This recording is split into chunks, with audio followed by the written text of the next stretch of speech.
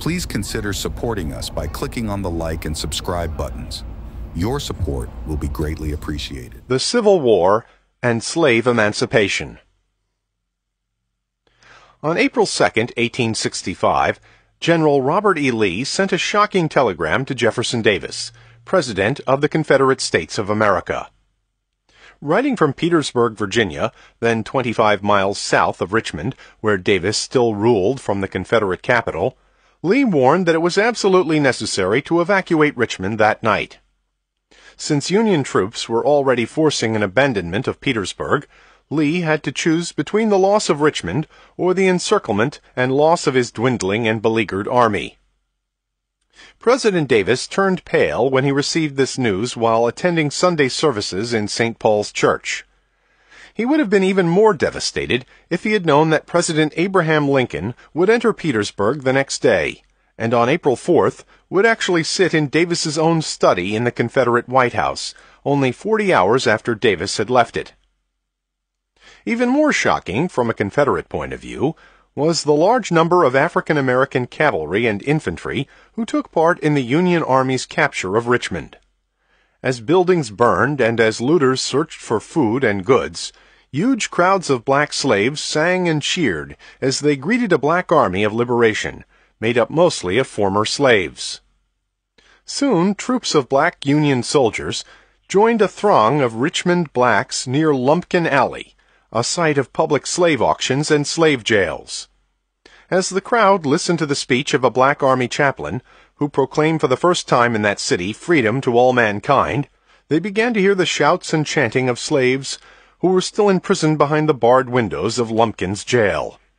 Robert Lumpkin, a leading slave merchant, had recently acquired this shipment of slaves for future sale, and had frantically tried to transport them outside the city on the same train that enabled Jefferson Davis and other Confederate leaders to escape.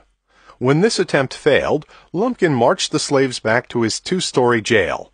Only hours later, the black Union soldiers broke open the jail's cells, and many prisoners shouted out praise for God or Master Abe as their liberators.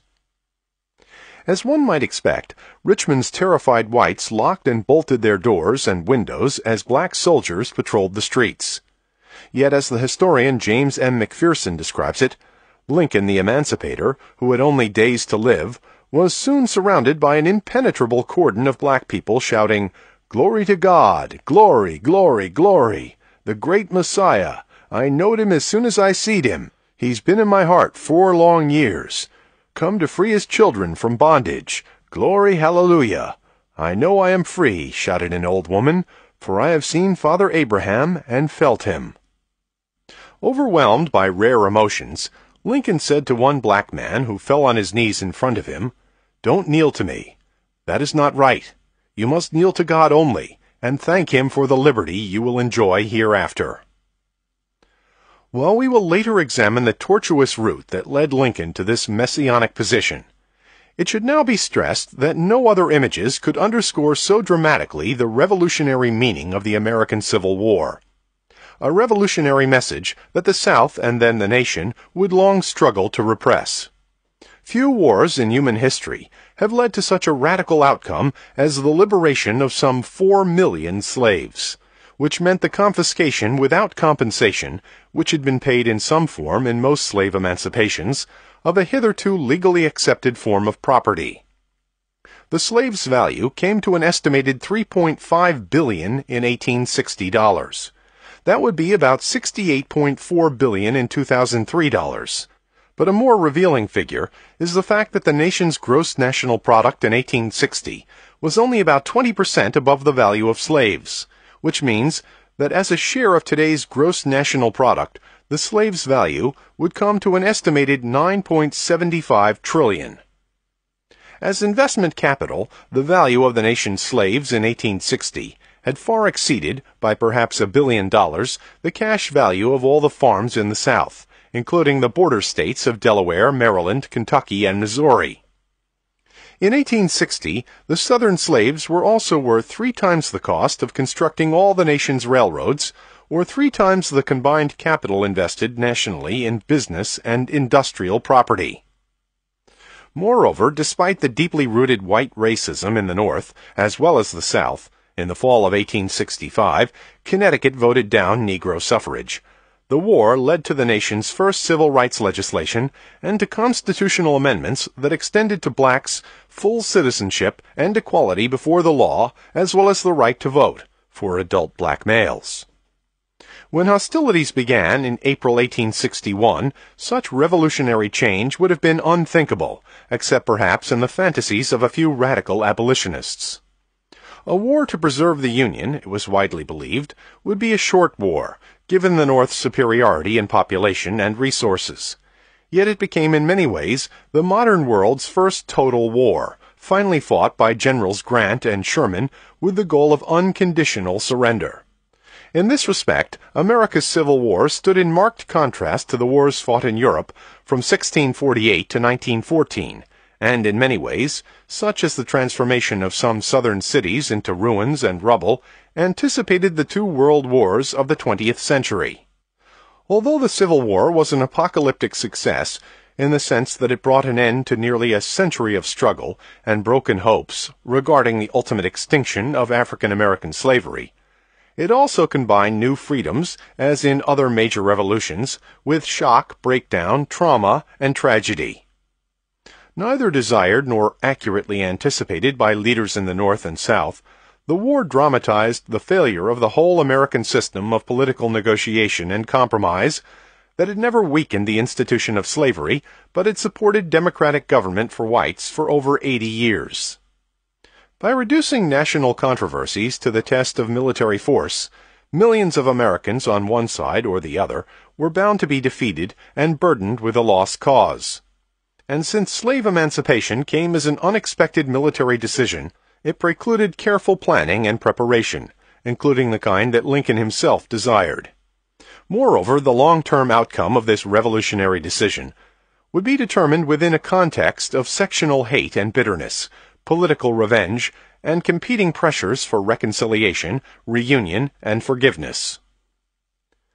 Given the economic growth and vitality of Southern slavery in 1860, it is difficult to imagine any other historical scenario that would have led to full and universal slave emancipation in the 19th or even early 20th century. This conclusion lends support to the argument that the Civil War was a necessary and good war, a view originally endorsed by Frederick Douglass and most other black and white abolitionists, and seemingly by most American historians in recent decades, including me. This judgment would have arguably been more difficult if the North had unleashed full vengeance upon the defeated South, executing as traitors most of the Confederate leaders and officers, or if the freed blacks had fulfilled the Southern whites' worst fears, retaliating against their former masters and converting at least parts of the South into an American Haiti. As it happened, however, African Americans became the scapegoats of sectional hostility. Numerous Southern whites and some Northerners adopted the view that if it had not been for the presence of blacks, there would have been no devastating war. This conviction, as the historian David Blight argues, combined with Southern white rage over the presence of assertive blacks wearing uniforms and carrying guns, organizing union leagues, or voting and serving in the legislature and on the judicial bench, helps to explain the eruption of anti-black mob violence and the dramatic increase and acceptance by the 1890s of the lynching of blacks as a form of populist justice. Following the failure of Reconstruction, the political, psychological, and emotional reunion of North and South came to depend on the North's willingness to give Southern whites a free hand in defining and presiding over all racial policies, an understanding that prevailed from the late 1870s to at least the 1950s. The goal of reunion required the repression from memory of the revolutionary realities of the war, symbolized for us by the black Union troops, freeing captive slaves in Richmond. Thus, the ceremonial Decoration Days and Memorial Days, honoring the war's fallen soldiers on each May 30th, soon ignored the crucial racial aspects of the war. Emancipation became unmentionable, as did the war's lethal and unlimited character. As Americans slowly emerged from the deep fog of the war, and as younger generations queried their elders, both Northerners and Southerners faced an extremely puzzling question, a question that had also baffled many European observers throughout the conflict.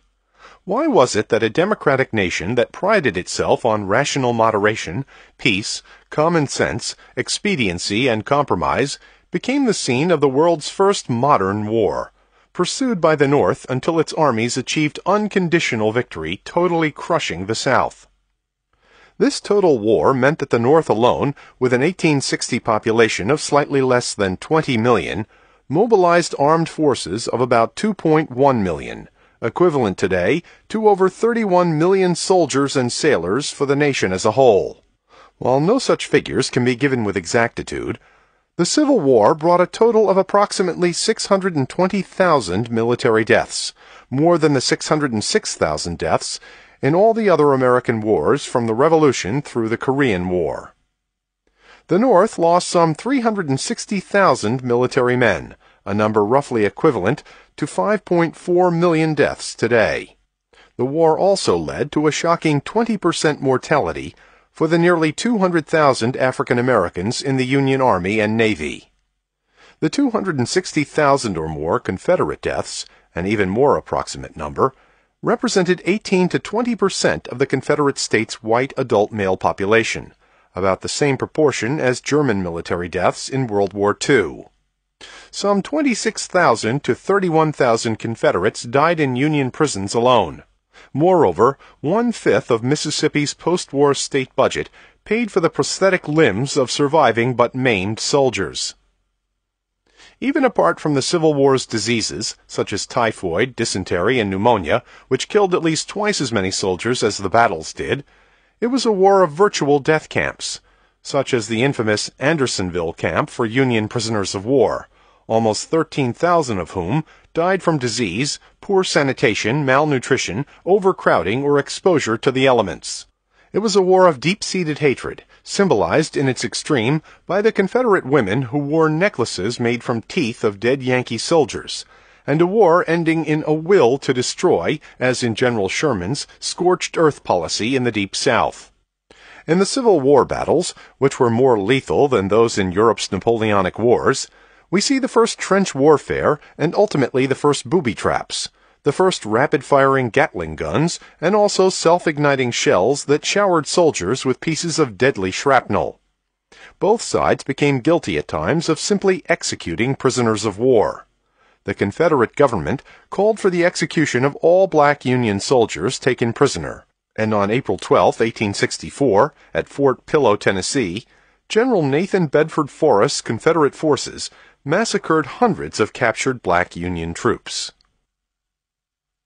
If this massive death and suffering is seen as the necessary cost for slave emancipation, which was clearly the greatest social revolution in American history, one must consider the profound irony that Robert E. Lee's spectacular and continuing victories in Virginia prolonged the war until it finally destroyed slavery and the Southern plantation economy. If the pro-slavery Union General George B. McClellan had achieved the Union's objectives and had captured Richmond in his Peninsular Campaign in the late spring and early summer of 1862, much of the Southern social system would probably have survived. President Lincoln would no doubt have rejoiced at an early Confederate defeat, while pinning his hopes on some long-term efforts at gradual emancipation and black colonization. But by war's end, Lincoln happily accepted the fact that there were more than twice the number of blacks in the Union Army than the total number of soldiers in the Confederate Army at the Battle of Gettysburg. Before we turn to Lincoln and the issue of slave emancipation, more should be said about the revolutionary character of the war, a sample of events and developments that were later forgotten in the ceremonial rituals of reconciliation. In both North and South, the central governments assumed unprecedented powers, typified by the military draft, which was first inaugurated by the South, whose many loopholes, including one white male exemption for each plantation containing 20 or more slaves. Following the growth of a frightening deficit, the Union government desperately issued bonds, printed greenbacks or paper money, and adopted the first income tax in American history. Lincoln suspended habeas corpus in the North, leading to arbitrary arrests and court-martials for civilians. As thousands were jailed as security risks, Secretary of State William H. Seward was said to have boasted to the British minister Lord Lyons that at the touch of a telegraph he could order the arrest of a citizen of Ohio or the imprisonment of a citizen of New York, and no power on earth except the President could obtain his release. To justify such measures, Seward and other authorities could point to the existence of actual conspiracies and spy networks, as well as to enemy infiltration and guerrilla raids. From the outset, however, Northerners repeatedly heard the argument that the war offered a transcendent opportunity for purification, a cleansing of self-centeredness related to past religious revivals and America's sense of mission. For Josephine Shaw Lowell, for example, the war finally provided the country with the means for overcoming materialism and greed. Josephine belonged to a New England upper-class abolitionist family, now living in Staten Island, and was not quite 18 when the war began. As she wrote in her diary in August 1862, "This war will purify the country of some of its extravagance and selfishness, even if we are stopped midway. It can't help doing us good. It has begun to do us good already. It will make us young ones much more thoughtful and earnest, and so improve the country. I suppose we need something every few years to teach us that riches, luxury, and comfort are not the great end of life, and this will surely teach us that at least." War, she later wrote, is exactly like a revival, a direct work of God, so wonderful are some of the conversions. President Lincoln came to agree, at least, that the war was the direct work of God.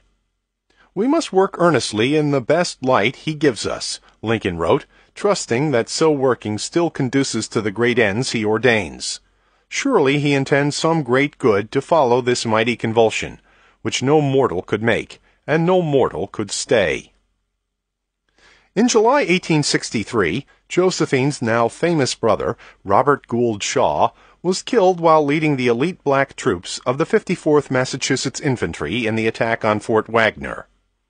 The battle killed nearly half of Robert's men. Later, Josephine's young husband was also killed in combat. Northern intellectuals, especially in New England, seemed almost to welcome such sacrifice, as they praised discipline and selflessness and repudiated sickly sentimentality, and what Walt Whitman termed miserable selfism.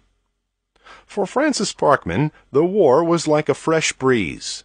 According to Orestes Brownson, the Northerners, who had been totally engrossed in trade and speculation, selfish, and incapable of any disinterested, heroic, or patriotic effort, were now responding magnificently to the call of self-sacrifice.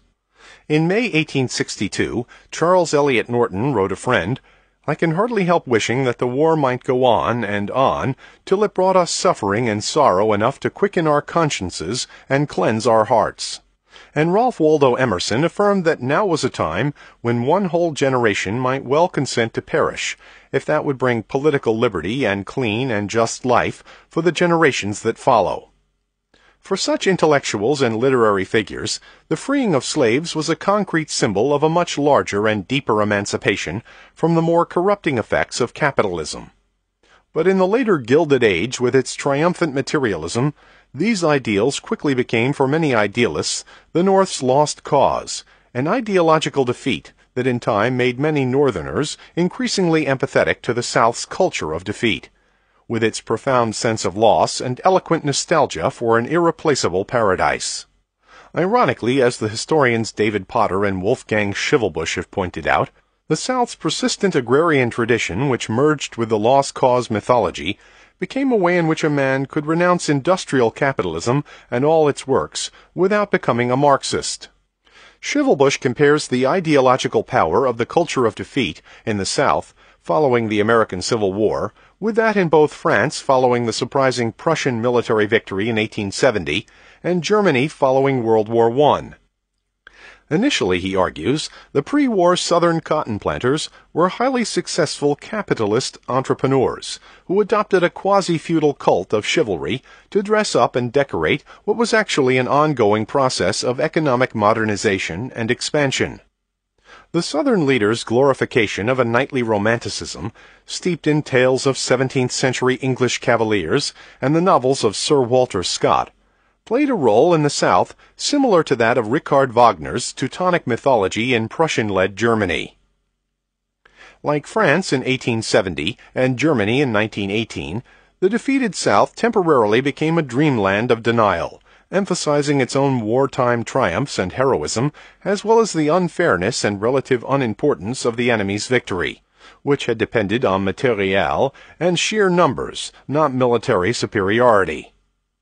Southerners reassured themselves that they would resume their former place in the Union as equal partners, much as the French and Germans naively assumed in 1870 and 1918 that there would be no change in borders or territories.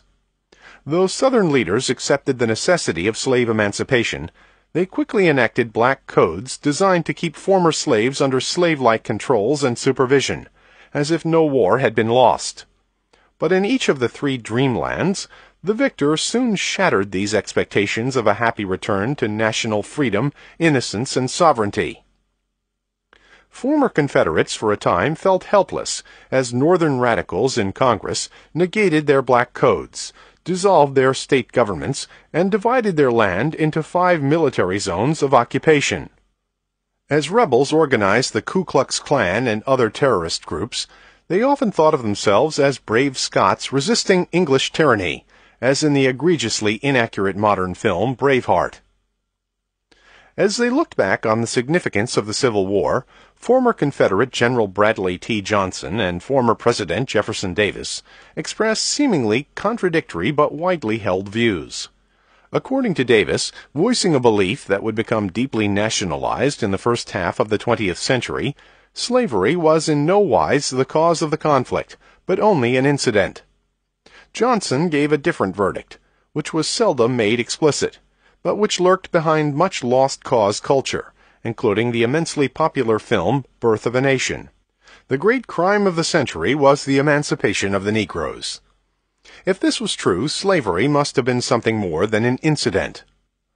The apparent contradiction between Davis and Johnson became from the 1880s to the 1950s a profound but generally unrecognized contradiction in American culture.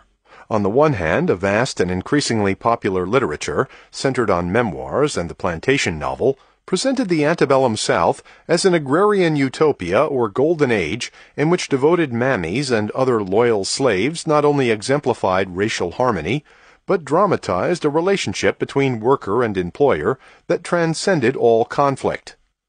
As Jefferson Davis himself wrote, "Never was there a happier dependence of labor and capital on each other." Authors of the Southern literature of nostalgia much preferred the word servant to slave. So sacred was the bond between master and servant. Susan Dabney Smedes recalled that it was as close as the tie of blood. Few, if any, writers from Thomas Nelson Page and Susan Dabney Smedes to Margaret Mitchell explicitly defended slavery as an institution. Like harmonious communities, it was often said to be obsolete. But black slavery was the very foundation of what Page termed the purest, sweetest life ever lived. The literature and then films of nostalgia for the antebellum South still conveyed and underscored the absolute necessity of retaining slavery's white supremacy. This conviction was greatly reinforced by the growth of scientific racism in the Western world, and the books and films more than implied that emancipation had been a colossal mistake, if not a crime. On the other hand, a contradictory current either erased slavery from popular memory or marginalized it as an issue in the Civil War. This turning away from slavery can be seen in the popular commemorations and reenactments of the Civil War, which ignored the subject and in general excluded blacks. A similar message appeared in the works of the most influential historians, such as William A. Dunning, Charles Francis Adams II, and even the otherwise progressive Charles and Mary Beard, who essentially agreed with the assertion of Jefferson Davis that slavery was in no wise the cause of the Civil War, despite such evidence as President Lincoln's statement in his message to Congress on December 1, 1862. Without slavery, the rebellion could never have existed. Without slavery, it could not continue. David Blight's magisterial study of the Civil War in American memory shows that while African Americans and a few white writers struggled to preserve the revolutionary or emancipationist meaning of the Civil War, The compelling desire for reconciliation and healing, strengthened by white racism and disillusion over Reconstruction, led to a national consensus that made everyone right and no one truly wrong in the remembered Civil War. A vision that further divided whites from blacks and deprived emancipation of any substantial meaning. On one level, this consensus eliminated or at least smoothed over the contradiction of marginalizing the importance of slavery, while maintaining or implying that emancipation had been the war's great mistake or crime. Many Northerners stressed that the war had been fought to preserve a now beloved Union, but tacitly or unconsciously accepted the South's romantic depiction of pre-war harmony, and thus granted the racially experienced white Southerners full authority for dealing with the unfortunate consequences of emancipation, such as the supposedly widespread desire of freed black men to rape white women. Identified for generations by the color of their old uniforms, blue and gray veterans led the way in focusing public attention on the minute details of each battle, a move that tended to distract attention from larger questions of meaning. Few, if any, other wars have created among the public such a strange fascination with the concrete details of military tactics and strategy, and thus pride in knowing where and when General Daniel Sickles lost his leg at Gettysburg, but not in knowing when slaves were freed in the District of Columbia. As the early 20th century progressed, the Civil War came to resemble, in many minds, the nation's greatest athletic contest, a kind of mid-19th century Super Bowl between all-American heroes. Robert E. Lee and Abraham Lincoln could both become national saints. Ulysses S. Grant surely became a great hero, at least in the North, but was somewhat demoted by his unfortunate presidency. The movement for national reconciliation and regeneration culminated with the 50th anniversary of the Battle of Gettysburg, held at Gettysburg, Pennsylvania, in the first days of July 1913. Union and Confederate veterans had met at earlier conciliatory commemorations, celebrating the values of manliness, valor, sacrifice, and honor. But in 1913, Woodrow Wilson had become the first Southern president since the Civil War, and the government spent lavishly in order to unite at Gettysburg 53,407 white veterans from every state except Nevada and Wyoming. Though the planners provided no space for black veterans, black laborers helped to build the enormous tent city, with 47 miles of avenues spread out over the battlefield. Blacks also delivered supplies and cleaned latrines. The display of sensationally modern technology included 40 modern latrines and 500 electric arc lights. President Wilson's speech to the veterans, whose average age was 74, carried no echoes of Lincoln's magnificent Gettysburg Address, which, as Gary Wills has argued, revolutionized the Revolution by enriching and extending the principle of equality. Flanked by one Confederate and one American flag, held by veterans in gray and blue, Wilson proclaimed, "We have found one another again as brothers and comrades in arms, enemies no longer, generous friends rather, our battles long past, the quarrel forgotten, except that we shall not forget the splendid valor, the manly devotion of the men then arrayed against one another, now grasping hands and smiling into each other's eyes." It is significant that Wilson, one of the most idealistic of all American presidents, made no mention of the Emancipation Proclamation. To do so, even if he had been so inclined, would have violated the spirit of the three-day event. An enthusiastic admirer of the highly racist film Birth of a Nation, with its sex-crazed blacks and romantic view of the Ku Klux Klan, Wilson would soon encourage the dismissal or segregation of African-American workers in the federal government. While the Gettysburg reunion of 1913 symbolized the ultimate reconciliation of white Civil War veterans at a moment when virulent racism and the lynching of hundreds of blacks seemed to confirm the worst predictions of antebellum proponents of black colonization, the founding in 1910 of the National Association for the Advancement of Colored People and the voices of such figures as W.E.B. Du Bois, the black editor of the NAACP's Crisis, looked forward to an era when the Civil War's more revolutionary and emancipationist message would help to stimulate and nourish a new concern for universal civil rights. The very possibility of such human change was intimated in some ways by Abraham Lincoln's own personal transformation, strongly influenced by more radical anti-slavery Republicans, during the appalling and tumultuous years of war. If his assassination separated Lincoln from the alleged evils of Reconstruction, and thus assured his status as a martyr and kind of demigod, Lincoln's complexities have also enabled him to appeal to both the reconciliationist and emancipationist traditions. As we turn now to Lincoln and the issue of slavery in wartime, it is interesting to note that in 1854, when Lincoln had no prospect of acquiring much political power, he confessed that he did not know how slavery could be abolished, given the almost universal white prejudice, including his own, against making black freed people politically and socially our equals. "If all earthly power were given me," Lincoln told an audience in Peoria, Illinois, "I should not know what to do as to the existing institution." Little could Lincoln dream that a totally unpredictable series of fortuitous events would one day give him more power with respect to slavery than any other American had ever had. In fact, his Emancipation Proclamation, as even Karl Marx acknowledged at the time, was the most revolutionary pronouncement issued by any American president before or since. From a young age, Lincoln had deeply internalized as an article of faith the conviction that the Founding Fathers had intended to include African Americans when they declared to the world their belief that all men are created equal and endowed with such inalienable rights as life, liberty, and the pursuit of happiness. In his 1854 political speeches, he frequently misquoted the Declaration of Independence, affirming that all men are created free and equal. Though Lincoln was born in the slave state of Kentucky, grew up among Southerners in southern Indiana, and then married the daughter of a wealthy Kentucky slaveholding planter, he never wavered in his conviction that slavery was a great moral and political evil.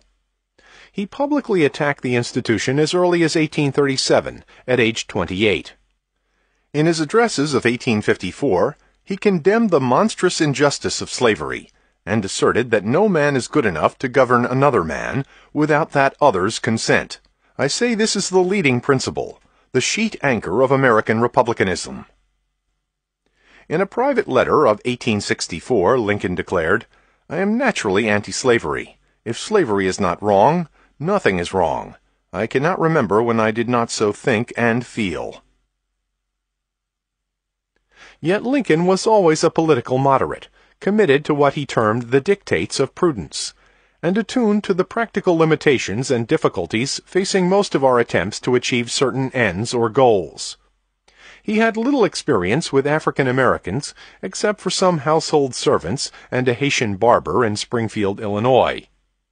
Since he immensely admired the famous Whig leader Henry Clay, and insisted that Clay ever was, on principle and in feeling, opposed to slavery, he long supported Clay's belief in the ideas of gradual emancipation and an eventual colonization of blacks outside the United States as the only effective way of undoing the evils of slavery. Like most Westerners, Lincoln took a dim view of abolitionists and said on occasion that he loathed their self-righteousness.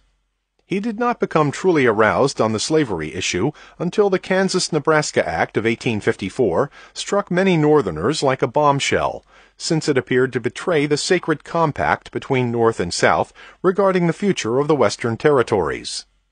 No less shocking, the new militancy of the South, highlighted when Lincoln read George Fitzhugh's ardently pro-slavery book, Sociology for the South, challenged his faith in gradual progress, the faith that slavery would peacefully evaporate when it was geographically walled in and kept from expanding.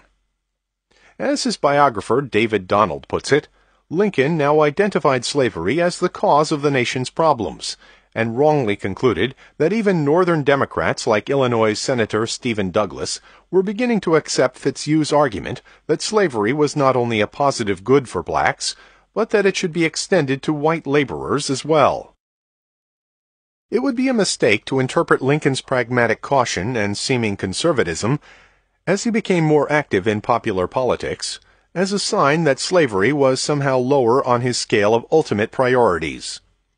If preserving the Union was the most urgent and immediate need in 1860-61, that was partly because Lincoln believed that slavery would thrive in an independent and expanding Confederacy, but could be placed on the path to extinction in a Union that could not continue to be, as he famously put it, permanently half slave and half free. After being elected president, as at earlier times, Lincoln accepted the fugitive slave law and promised that he would not interfere with slavery in the 15 existing states where it was still legal. But that was because he was still confident, despite his fears of a conspiratorial slave power, that slavery could not survive for many decades if it was officially recognized as an evil that could not be allowed to expand. In the long period between Lincoln's election and inauguration, from November 1860 to March 1861, he was adamant only in his refusal even to consider any compromise with respect to the extension of slavery from the existing states. Still, the practical-minded William Henry Seward, whom Lincoln appointed Secretary of State, assumed that Lincoln's election spelled the doom of slavery within the United States, a view clearly shared by most Southern secessionists. But abolitionists like Frederick Douglass bitterly attacked the Republican administration's early policy on returning fugitives, as well as Lincoln's veto of General John C. Fremont's order emancipating slaves in Missouri. In time, Lincoln would become increasingly responsive to this pressure from the left. Looking backward, though, we must constantly guard against any sense of inevitability and suspend our knowledge that this would be a total war, dragging on until the end of May 1865. Both sides expected a short war, just as they had long expected some kind of compromise. At certain moments in 1862, 1863, and 1864, there was a widespread expectation that the war was about to end. Even after hostilities had begun, Lincoln kept counting on Unionist sentiment in the South. There was much debate over secession in parts of the South, and the pivotal state of Virginia did not secede until April 17, 1861, 5 days after South Carolina's attack on Fort Sumter, and 2 days after Lincoln's call for troops. And in actuality, some 100,000 white Southerners from secessionist states ended up in the Union Army. Lincoln was keenly aware, of course, that any radical policy against slavery would alienate not only Unionists in the secessionist South, but also supporters of the Union in the absolutely crucial slaveholding border states of Maryland, Delaware, Kentucky, Missouri, and later West Virginia. James M. McPherson emphasizes that apart from their manpower, the strategic importance of the rivers, railroads, and mountains of the border states, including West Virginia, can hardly be exaggerated. Except for approaches by sea, Union troops had to cross slaveholding border states in order to invade the rebellious South from Virginia in the east to Arkansas in the west. It now seems appalling to remember that Union soldiers had to cross slaveholding and often hostile Maryland even to protect the national capital. As Lincoln himself put it very early in the war, I think to lose Kentucky is nearly the same as to lose the whole game. Kentucky gone, we cannot hold Missouri, nor, I think, Maryland. These all against us, and the job on our hands is too large for us. We would as well consent to separation at once, including the surrender of this capital.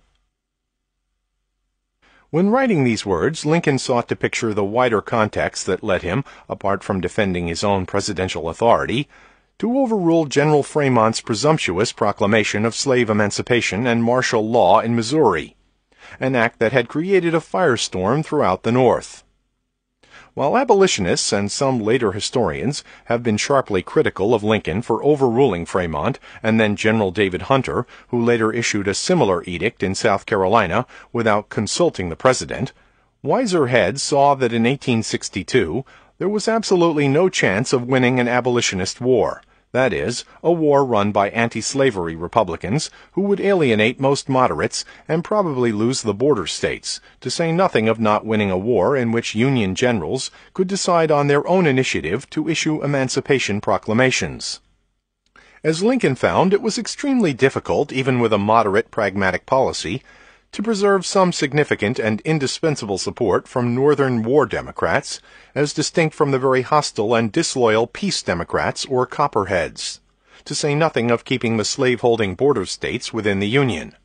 And even Lincoln tended to underestimate the virulent racism that thwarted his efforts to convince border state legislatures to accept monetary compensation for very gradual slave emancipation.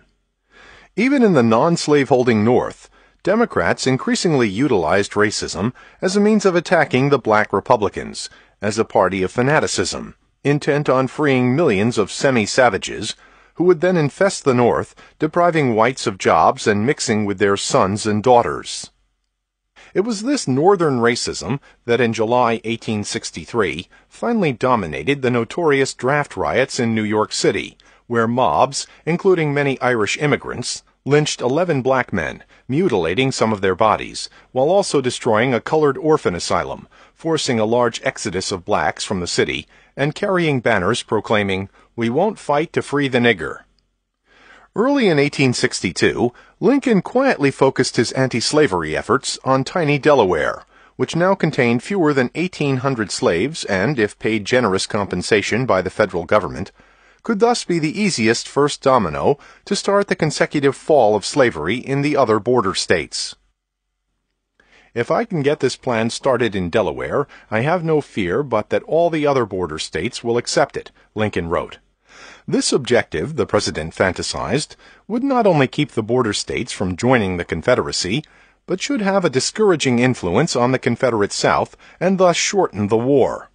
As the war progressed, Lincoln stressed that 3 months of war expenditures would buy all the slaves in the 4 border states. He also warned that if the offer were refused, slaveholders might well lose their slave property without compensation, as a result of the mere friction and abrasion of the war, as tens of thousands of soldiers moved through their states. From the outset, however, Lincoln received a series of negative responses from the border states, which were bitterly opposed to even gradual and well-compensated emancipation, combined with intimations of some African-American colonization. As the historian Alan C. Guelzo reports, Lincoln's agent in Delaware was surprised to find over and over again that even Unionists, who look upon slavery as a curse, were so deeply dyed by racial hatred that we also look upon freedom possessed by a Negro, except in a very few cases, as a greater curse. Many border state leaders pinned their hopes on an early Northern victory or some kind of truce, probably brokered by General George B. McClellan, a Democrat who was extremely popular with the Union troops and who adamantly opposed the slightest interference with slavery. Yet Lincoln persisted. On March 6, 1862, 3 weeks after Delaware's failure became clear, the President sent Congress a resolution affirming that the U.S. government should give pecuniary aid to any state that adopted gradual abolishment of slavery. Although this measure evoked much hostility and was opposed by 85% of the Democrats and border state Unionists, it passed both houses of the Republican-dominated Congress by wide margins. But despite a series of encouraging Union military victories in the spring of 1862, the border states stood frozen in their opposition to change. Lincoln finally became discouraged after July 12th, following a conference with border state congressmen who responded to his plea by issuing a manifesto declaring that any step toward slave emancipation would be too radical and would have the effect of prolonging the war. As we shall see, Lincoln's thoughts now moved in a more radical direction. If financial incentives failed to free slaves in the border states, the presence of Union armies in slaveholding states provided the incentive for increasing numbers of slaves to vote with their feet. From the outset of the war, as troops began to move through slaveholding regions, the appearance and behavior of soldiers became highly disruptive to labor regimes that depended on extracting labor by physical force. Union officers could not escape the increasingly explosive question of what to do with the growing number of slaves who took the initiative and risk of escaping behind Union lines, and then stood in dire need of food and shelter. Confederate authorities demanded that Union generals obey the fugitive slave law and return all runaways. When some Union officers did return fugitives to their owners in the early months of the war, critics understandably complained that the rebels quickly utilized the work of such slaves in their treasonous armed rebellion. In March 1862, the Republican-dominated Congress prohibited under penalty of court-martial the return of any fugitives from Army camps, even to masters who claimed to be loyal Unionists. The fugitive slaves who were given this protection were still officially defined as property, or as contraband, confiscated from the rebels. After General Benjamin Butler's forces captured New Orleans in April 1862, he at first tried to please Unionist slaveholders by returning their slaves, but he soon saw the need to employ and pay small wages to contraband laborers, as did other Union officers. General Butler also used the earnings of contraband military laborers for the support of blacks who were not so employed. As with most armies throughout history, there were some Union soldiers who raped or tortured contrabands because they were so vulnerable. More generally, the blacks were put to work cooking, cleaning, carrying, and washing clothes.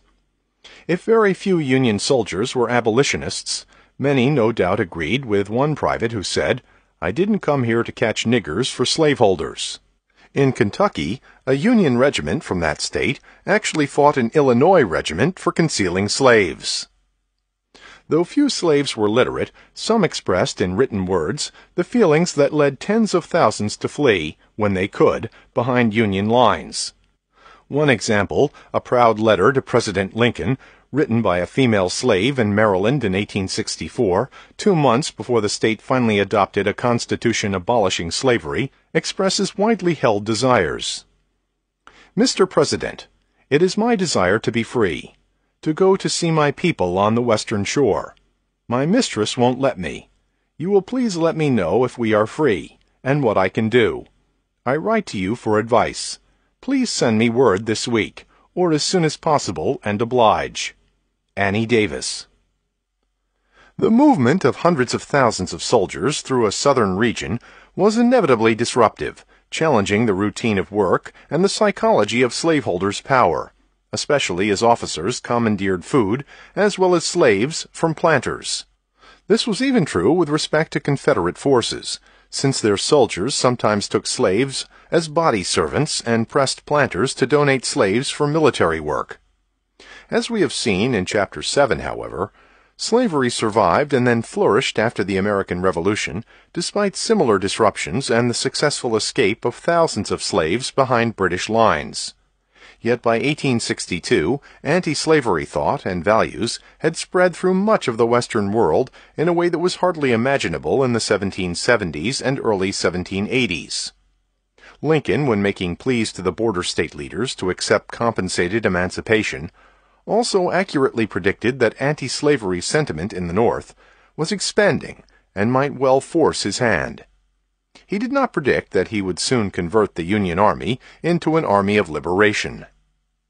By the spring of 1862, Lincoln was acutely aware that abolitionism had won increasing support in parts of the North, especially New England, though Boston's conservative mayor, Joseph Whiteman, warned him that most of the citizens of Massachusetts opposed the small sections or towns that vocally called for emancipation and the arming of slaves. As they grasped the shockingly grim character of the war, even most moderate Republican senators and congressmen found themselves swinging toward a radical policy of universal slave emancipation as a means of undermining the Southern economy and thus winning the war. The political parties had become so polarized that on 4 critical roll call votes on issues connected with slavery, 96% of the Democratic congressmen pitted their votes against 99% of the Republicans. This growing hostility to slavery did not imply an acceptance of blacks and whites living together as equals. Illinois's Senator Lyman Trumbull, who designed a politically successful bill for confiscating and freeing Southern slaves, made it clear that in Illinois, our people want nothing to do with the Negro. In fact, in Lincoln's former home of Springfield, a proposal to deny free blacks the vote won by a margin of 2,500 to 20. And while the Republicans constituted a large majority in both the Senate and the House, Lincoln and other leaders knew that in such tumultuous times everything could be changed by the 1862 fall elections. The most dramatic early symbol of anti-slavery progress came on April 11, 1862, when Congress finally approved a bill abolishing slavery with compensation to the owners in the District of Columbia. This measure, which Lincoln signed into law 5 days later, freed more than 3,000 slaves and was the first Emancipation Act of the U.S. government. On April 16th, blacks enthusiastically celebrated the event. As George Templeton Strong noted in his now famous diary, only the damnedest of damned abolitionists dreamed of such a thing a year ago. Since Congress clearly had full constitutional authority over the nation's capital, abolitionists had unsuccessfully petitioned for this measure for many decades. Indeed, in 1849, when Lincoln was a one-term congressman from Illinois, he attempted to introduce such a bill. The Compromise of 1850 at least attempted to outlaw the trade in slaves within the district, which had offended many foreign diplomats and travelers. Even so, after the withdrawal of all Southern secessionist senators and representatives, the debate on abolition in Washington was long and bitter. A measure for the forcible deportation of the district's freed people lost in the Senate by one vote, cast by the Vice President, and the Emancipation Law included some compensation for slave owners and even an appropriation of $600,000 for voluntary colonization, supported by two-thirds of the Republican congressmen. Further, the law failed to address the huge influx into the capital of fugitives from Maryland and Northern Virginia, or to improve the terrible plight of most of Washington's African Americans who lived in squalor, jammed into shacks, wooden tenements, or contraband camps. Lincoln had apparently been convinced for some time of his own constitutional authority as Commander-in-Chief to emancipate all the rebel slaves by decree. While Lincoln feared a judicial decision rejecting this principle, especially by Chief Justice Roger B. Taney's Supreme Court, the belief had been clearly affirmed by the now deceased John Quincy Adams and then conveyed to Lincoln by Senator Charles Sumner. For Lincoln, it really became a matter of timing, when the military situation and public opinion in the North might make such a decree effective and not self-defeating. Or as Lincoln put it in September, at a gloomy moment 5 days before the Battle of Antietam changed everything, "What good would a proclamation from me do? I don't want to issue a document the whole world will see must necessarily be inoperative, like the Pope's bull against a comet." Whatever the risks, some 2 months earlier, on July 13, 1862, Lincoln shocked his cabinet secretaries, William Seward and Gideon Welles, by confiding that he had about come to the conclusion that it was a military necessity absolutely essential to the salvation of the Union that we must free the slaves or be ourselves subdued. On July 12th, the day before Lincoln privately revealed this line of thought, a House-Senate Conference Committee brought forth for a vote what is known as the Second Confiscation Act, which Congress passed 5 days later. This radical measure defined rebels as traitors, ordered the confiscation of their property, including slaves, and declared that 60 days after passage of the bill, slaves of the rebels shall be deemed captives of war and shall be forever free. Congress also passed a separate bill that empowered the President to free and enroll persons of African descent for any war service, including service as soldiers, for which they may be found competent. Lincoln was not yet ready to test public opinion by arming black soldiers, and he was deeply disturbed by the first law, since he remained convinced that Congress had no constitutional power to free slaves within a state. The Second Confiscation Act had also been very poorly drafted, especially with regard to enforcement, and was legally inconsistent on whether the government faced a genuine war or a domestic rebellion. After Congress accepted several of his modifications, Lincoln signed the Second Confiscation Act, but also made clear in a statement that only the President, as Commander-in-Chief, had the power to free the rebel slaves. Prodded now by this action of Congress, by General McClellan's defeats in his Peninsular Campaign in eastern Virginia, and by McClellan's increasing hostility to the government and rumors of military mutiny, Lincoln read to his cabinet on July 22nd what he called his one last card to play: the first draft of his own preliminary Emancipation Proclamation. In this draft, Lincoln still tried to blend his earlier proposals to border states of gradual, compensated emancipation, and even voluntary colonization in the September 22 draft, with his new acceptance of immediate freedom as a military necessity. But the key words constituted a new ultimatum to the Confederacy. The Commander-in-Chief of the Army and Navy declared that on the first day of January 1863, all persons held as slaves within any state or states wherein the constitutional authority of the United States shall not then be practically recognized, submitted to, and maintained, shall then, thenceforward, and forever be free. As Professor Guelzo eloquently puts it, in this single sentence of 85 words, Lincoln tersely identified the legal rationale for emancipation, the schedule by which he would do it, the people who were legally affected by it, and the new legal condition those same people would enjoy. While Secretary of State Seward and most of the other cabinet members supported the still-secret proclamation on July 22nd, Seward expressed fear that the edict would spark European intervention in order to protect the crucial supply of cotton. Aside from the Union blockade, the South continued to hold up shipments of cotton in order to worsen the shortage in Europe and encourage the English and French to intervene. Above all, Seward cautioned Lincoln to wait until the North had scored a major military success. Otherwise, given the recent series of bleak Union defeats, such a drastic proclamation would be viewed as the last measure of an exhausted government, a cry for help, our last shriek on the retreat. Not immediately convinced, Lincoln brooded on the matter and finally accepted Seward's recommendation.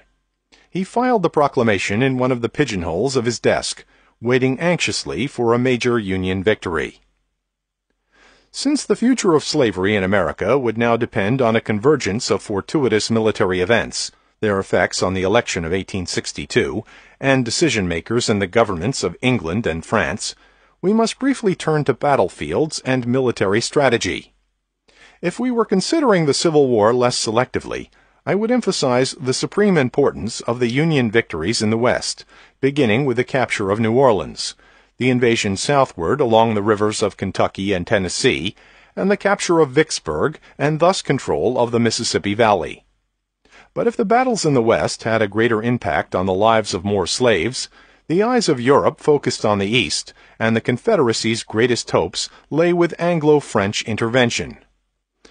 By late August 1862, a series of Confederate victories culminated in the extremely devastating, humiliating, and demoralizing Union defeat in the Battle of Second Manassas, also called the Second Bull Run, not far to the west of Washington. Without taking time for rest or refurbishing his ragged army of Northern Virginia, many of whose men were still barefoot, General Robert E. Lee ordered his soldiers on September 4th to cross the Potomac, 25 miles northwest of Washington, into the state of Maryland. This could be, Lee reasoned, the winning stroke of the war, as panic flooded such northern cities as Harrisburg, Baltimore, and Philadelphia, as Maryland slaveholders cheered and embraced the Confederacy, and as Britain and France seized this display of power and independence as reasons for intervention and formal recognition. Lee also hoped that the invasion would be a godsend to the Northern Peace Democrats in the coming fall election, who could now make a strong case for a negotiated settlement with a clearly independent Confederacy. James M. McPherson, one of our foremost authorities on the Civil War, has noted the supreme irony of George B. McClellan's involvement in the first two pivotal moments of the war. McClellan was a general who detested his commander-in-chief, whom he termed the guerrilla, and would run against him in the presidential election of 1864.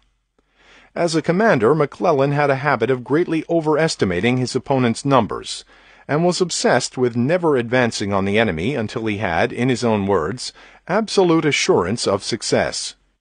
With respect to the first pivotal moment, McClellan found himself and his army of 100,000 in May 1862 on the outskirts of Richmond, the Confederate capital, actually within sound of its church bells. the Confederacy seemed nearly doomed, given its immense losses in the Mississippi Valley. So the little Napoleon was in effect on the enemy's 5-yard line with the goalpost in sight, and was almost assured of victory, if I may use the conventional metaphors from team sports. But to Lincoln's utter and bitter astonishment, McClellan then failed to try either a run or a pass. In September, 4 months later, the fates of the Union and the Confederacy seemed to have been completely reversed, and the President again felt compelled to entrust McClellan to handle an even more pivotal moment, the attempt to check Lee at the Union's 5-yard line, largely because there seemed to be no better general for such a line of defense, and McClellan, a man of great charisma, was so popular with his men. Given these circumstances, and Lincoln's knowledge that England and France could be on the verge of recognizing the Confederacy, one can understand why a depressed president directed his major plea to God. As a former deist and skeptic, Lincoln was keenly aware of the evil and contradictory claims of divine sanction that had been made throughout history. He also believed that God's will was inscrutable, but as he later told his cabinet, he had made a vow, a covenant, that if God gave us the victory in the approaching battle, he would consider it an indication of divine will, and that it was then his duty to move forward in the cause of emancipation.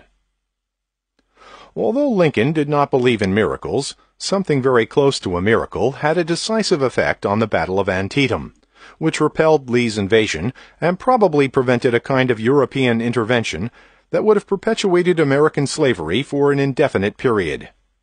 I do not mean to indulge in chaos theory, finding the underlying order in apparently random data, but sometimes we confront in history a small, extraordinary event that has incredibly disproportionate consequences. On September 13th, as the Blue and Gray armies moved through western Maryland, a Union corporal, Barton W. Mitchell, discovered as he rested in some grass a bulky envelope that contained the detailed tactics of Lee's Army of Northern Virginia. It was an amazing accident that a Union soldier would find Special Orders number 191, dropped by a Confederate officer detailing Lee's plan to split his army into 4 units and specifying their future movements. Even more fortuitous, perhaps, was the fact that the orders were then passed on to a Union colonel who had once known Lee's assistant adjutant general and recognized his handwriting, thus confirming their authenticity.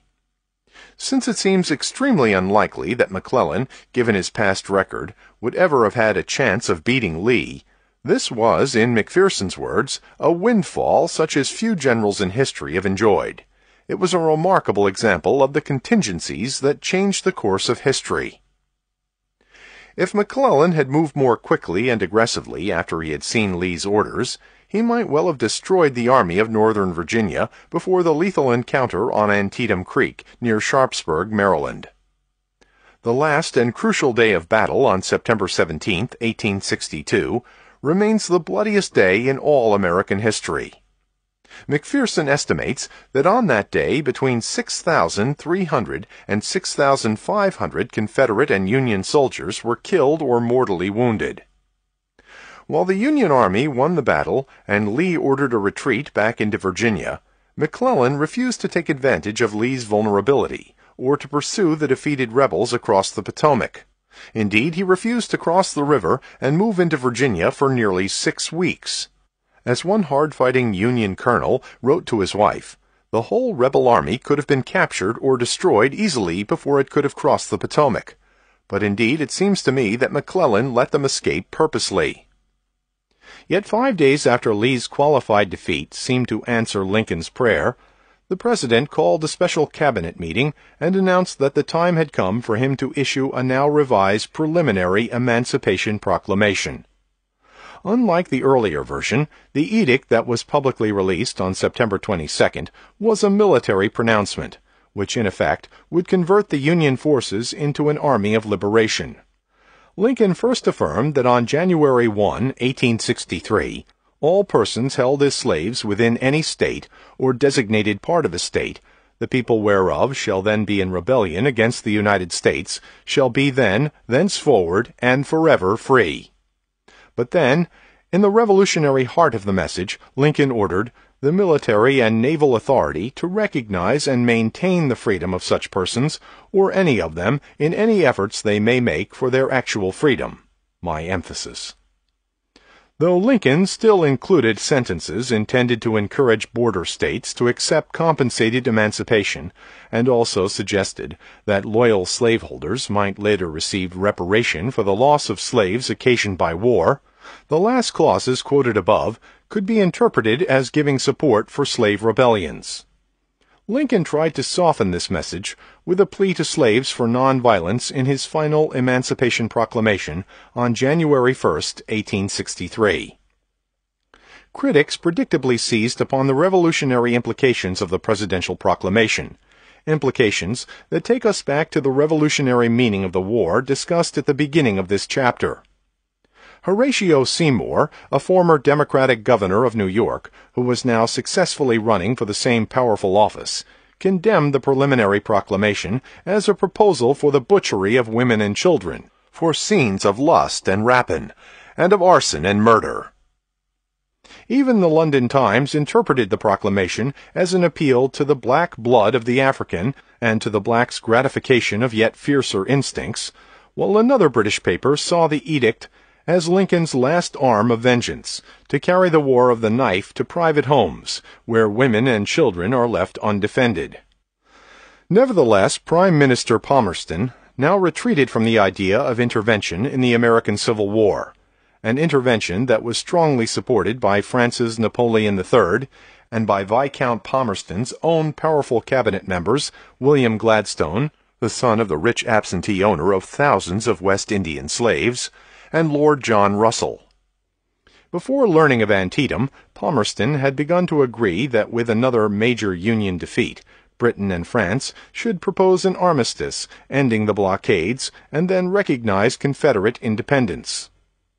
It was the news of Antietam and other rebel defeats in the West, combined with Lincoln's commitment to slave emancipation, that led Palmerston to reject the possibility of successful mediation, and that led the cabinet on November 12th to turn down a French proposal for joint intervention.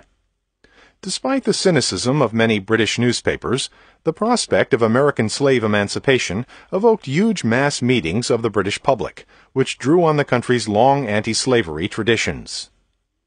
The response to Antietam and Lincoln's preliminary proclamation brought even sharper divisions in the American North. Before Lee's defeat, even most Republicans expected the Democrats to win control of the House of Representatives in the fall elections, since the party in power normally lost in off-year elections, and Confederate victories had given strength to many Democrats' insistence that the war had failed and should be replaced by negotiation. The Union victory of September 17th revivified faith in suppressing the rebellion, but then McClellan's weeks of inaction, which enabled the rebel Jeb Stuart to carry out a humiliating cavalry raid into Pennsylvania, diminished some of this optimism. Meanwhile, the prospect of slave emancipation, vehemently attacked by Democratic candidates, failed to deprive the Republicans of their majority in the House of Representatives, or their control of 15 of the 18 northern state legislatures. If the Democrats could rejoice over winning the governorships of New York and New Jersey, Republicans retained the other 16 top state offices, and more surprising and important, won 5 more seats in the U.S. Senate. While elections always involve many issues, it is clear that racist fears over emancipation, though deep-seated, could not overturn the more dominant desire to decimate the Confederate enemy.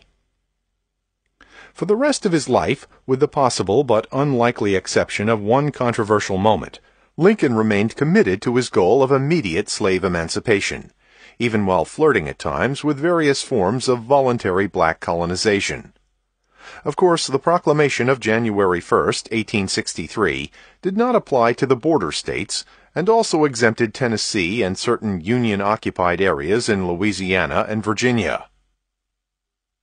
Slave emancipation could be celebrated that New Year's Day in parts of South Carolina's occupied Sea Islands and thenceforth in the wide paths left by Union invaders.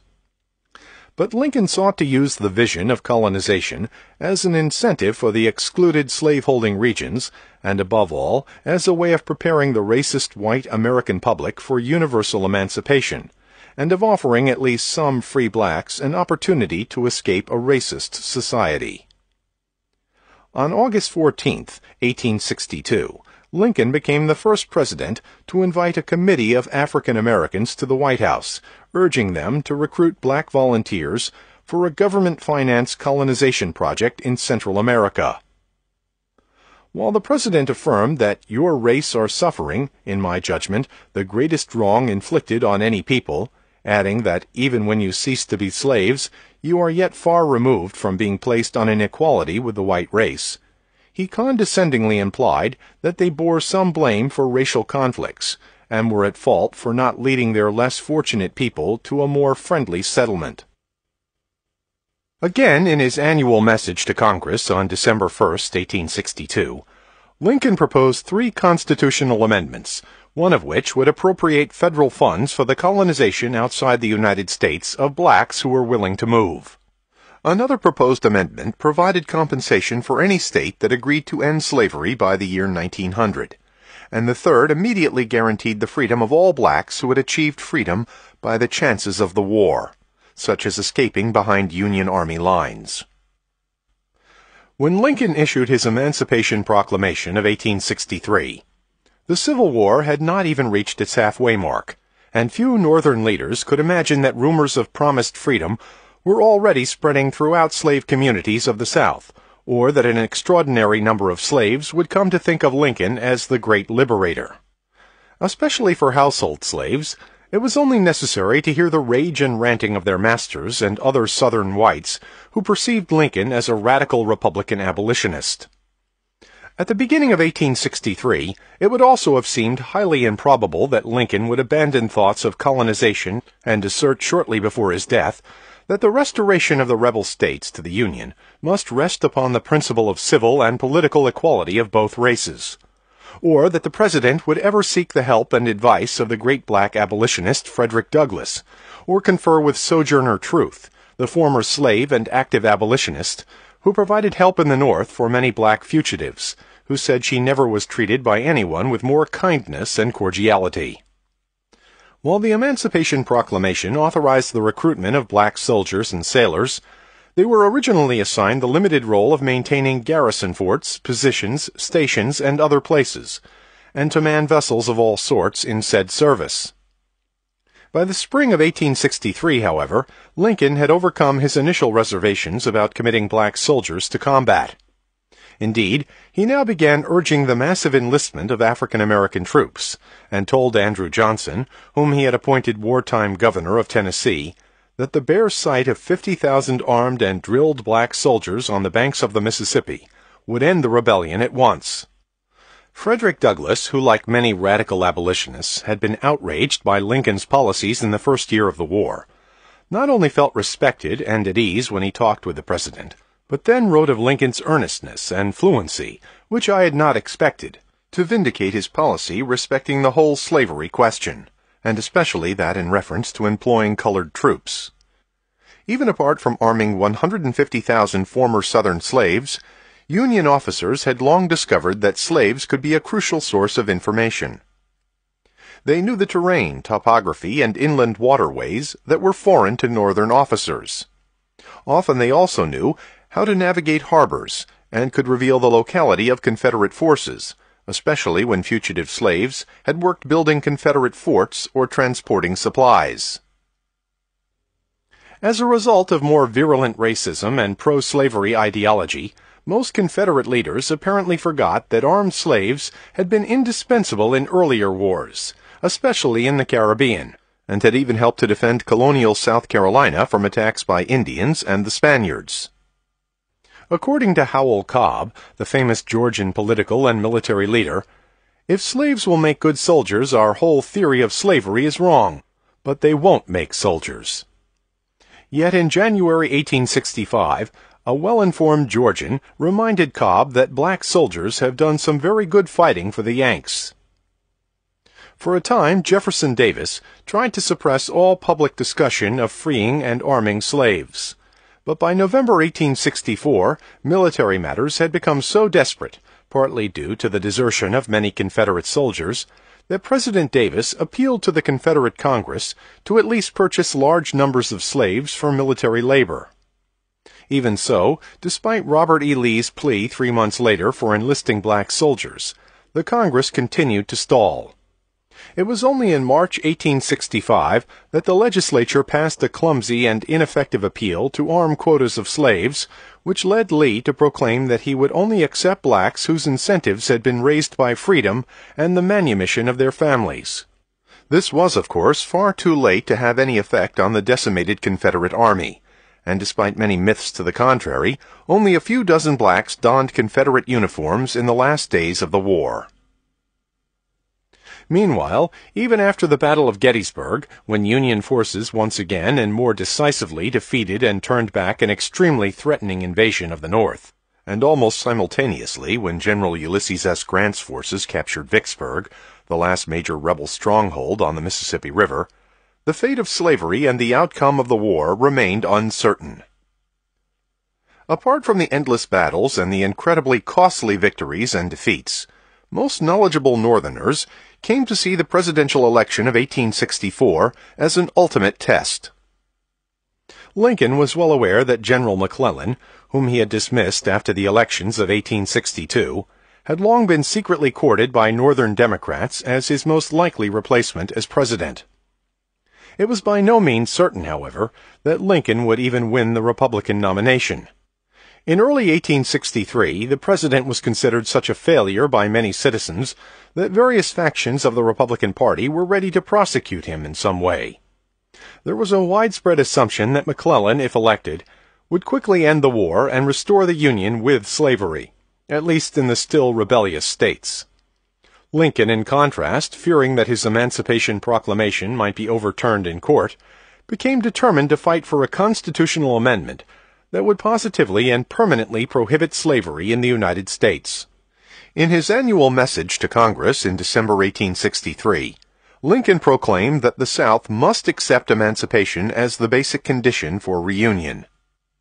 The 1864 Republican Convention, or what was now called the National Union Convention, in an attempt to attract war Democrats, endorsed this 13th Amendment, but while the anti-slavery reformers won in the Senate, they failed to muster the necessary two-thirds majority in the House of Representatives. As we move into the summer of 1864, the scene becomes more ominous and discouraging. Though the Emancipation Proclamation initially sparked much jubilation in the North, a good bit of the enthusiasm arose from the expectation of a crippled Southern economy and thus a shorter war.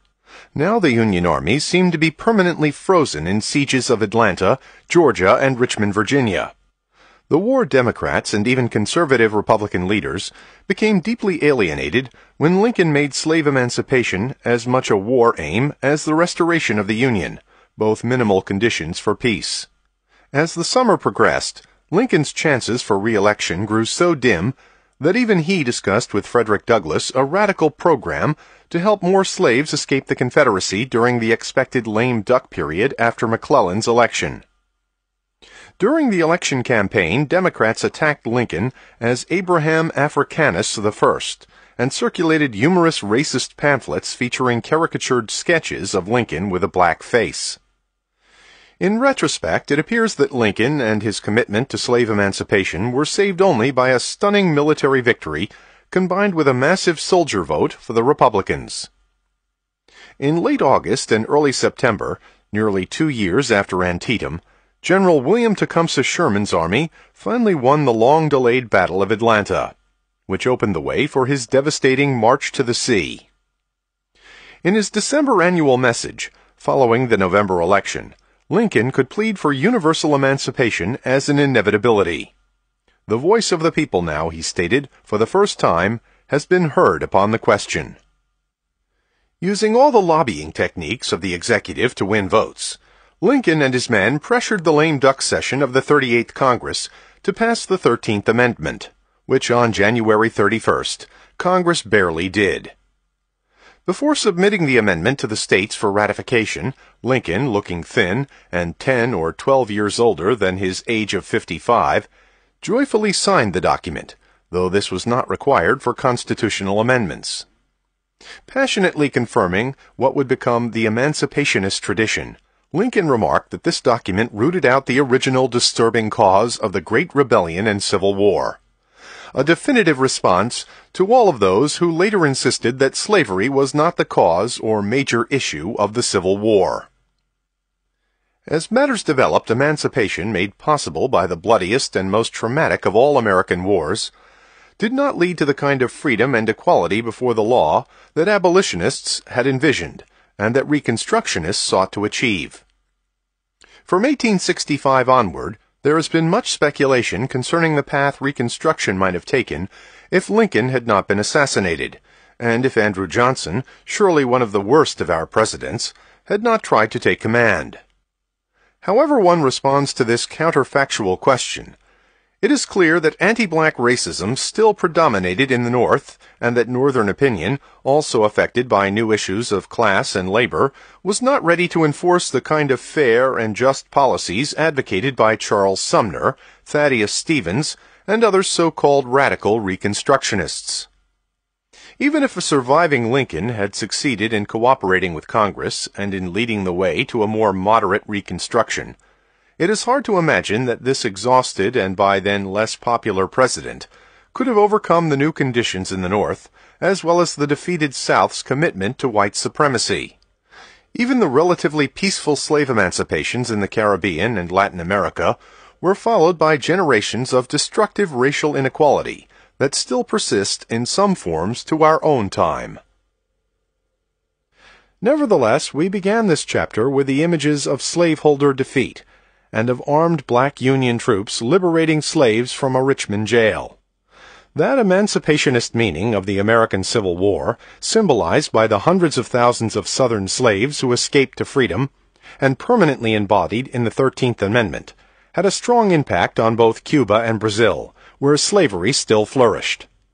Much later, by the 1960s, the anti-slavery vanguard, as some writers called it, provided a crucial precedent for American reformers and activists in the civil rights movement. Since there has unfortunately been little continuity in American movements for reform, due in part to a long national tradition of forgetting history, of present-mindedness, it is crucially important to remind ourselves that some struggles for greater fairness and justice have succeeded. They are part of our past, and thus open possibilities in our future. Please consider supporting us by clicking on the like and subscribe buttons. Your support will be greatly appreciated.